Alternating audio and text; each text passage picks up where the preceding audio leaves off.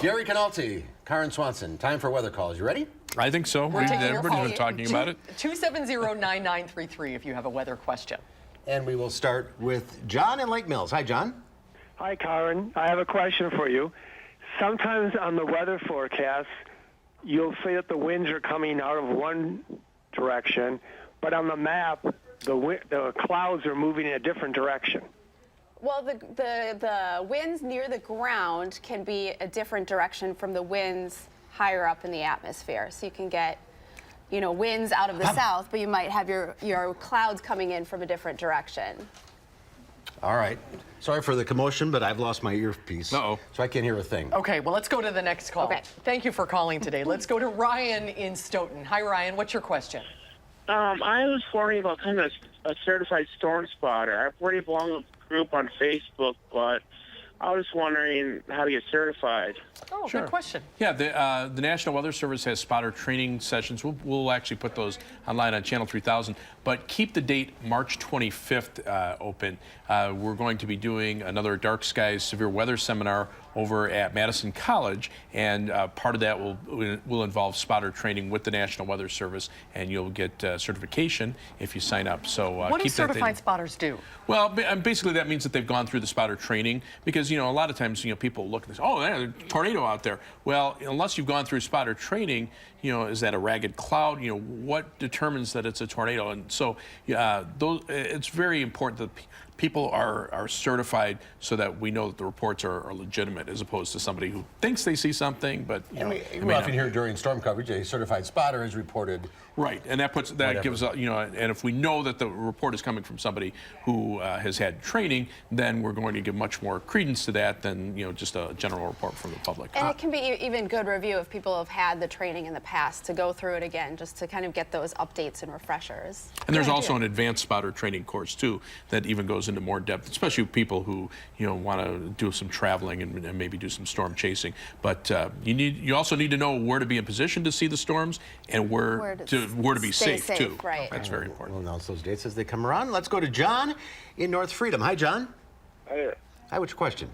I was wondering when was the latest that it snowed here in southern Wisconsin, and when was the earliest?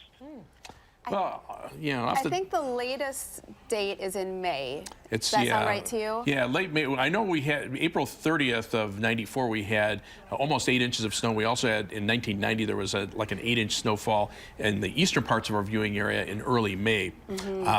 But I think we've had at least traces of snow toward the end of May, and I think the earliest flurries we've seen here in Madison has been in September. I remember the earliest snowfall of 3 inches or more, October 10th of 1990, just days after I started here. And it was a completely blown forecast, and I'll never forget it. That was only 26 years ago. That was an omen.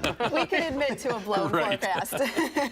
Let's go to Bob in Oregon. Hi, Bob. What's your question? Hi. I would just like to know, what is the highest temperature and the lowest temperature ever recorded in Madison? The highest is 107 degrees. The lowest is minus 39 below, minus 37 below. 37. That was at the It end. was just like a couple Just days, in like late, last week. late January, yeah. Is this warm-up that we're expecting highly unusual, or is it something do we normally see a period like this in the middle of winter? We can get warm stretches, but just to have it be this long is a little bit more unusual. All right. You think so too, Gary? Well, everybody's just wondering. You can go back in the record books and find similar years like this, but it's unusual to have 7 days in a row where you're flirting with record high temperatures any time of the year. All right, Joe. Hi, what's your question? Yes, I was wondering, what is each of your guys' favorite type of severe weather to cover, and why? My favorite type, if you call it severe weather, is the big snowstorms. I love forecasting snowstorms because you can track them over several days and adjust them, as far as snow amounts or whether you're going to have more of a mixture. So I like that. And then just watching it through when it actually pans out to see how we did. And those can be the most frustrating too, because just a little shift in the storm could make the difference between a cold rain and a heavy snow. I'm more of a spring, summer severe weather person, dealing with tornadoes and severe thunderstorms. But then, those are tricky too. And obviously you don't want to see people get hurt. It's just it makes the forecasting process a little more interesting when you're dealing with something like that, especially if you can nail the forecast. Wisconsin, you get all Yeah. sorts of weather. All right, we have time for one more. We'll wrap it up with Jill in Sauk Prairie. Hi, Jill. Well, hello there. My question is kind of related to what another caller said before about the direction of wind. You know, it'll show one thing on the map, but then Karin will talk about the wind being from a different direction. But my question is, when I look at a national map and you guys are indicating the direction of the movement of a low, that isn't necessarily where the weather is coming from. So how does that work? How does a front affect the way the weather moves? Well, we have 25 minutes here. No, we have 30 seconds. Yeah, you know, basically the low pressure systems are where most of the active weather are, where you have clouds and precipitation. High pressure, the air sinks and usually is pretty nice. And the general movement of the lows and highs kind of determined a little bit by the jet stream. And, you know, some of the local weather could also be influenced by things like Lake Michigan or from the oceans, you know, where you might have a lake breeze that will cause showers to develop. But that's what makes forecasting the weather so interesting. Right. There's so many things that can affect it. Very fluid.